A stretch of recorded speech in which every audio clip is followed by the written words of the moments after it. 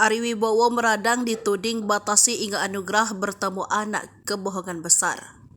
Ari meradang dituding telah membatasi hingga anugerah bertemu dengan anak-anak mereka, yang memastikan jika dirinya tidak membatasi pertemuan anak-anaknya dengan Inge Anugrah.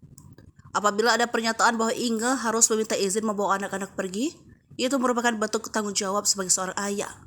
Pasalnya selama proses perceraian, kedua anak mereka kini berada di tangan Ari Wibowo. Ari menilai tindakan perizinan tersebut harus dilakukan Inge untuk menghindari adanya kesalahpahaman soal anak mereka. Pria berusia 52 tahun ini justru tidak melarang Inge untuk bertemu anak mereka, sebab ia juga tidak ingin kedua anaknya kehilangan sosok ibu. Saya dari awal sudah bilang Inge bebas mau ketemu anak-anak kapanpun. Itu ibunya, tidak ada yang bisa ambil alih sosok seorang ibu dan memang saya juga melarang, menghambat, kata Ari Wibowo. Mau diajak nginep, mau diajak keluar negeri silakan, emang sudah terjadi juga. Kenzo sama Inge sama-sama ke Bali, kita tidak ada, dari saya tidak ada larangan atau apa, lanjutnya.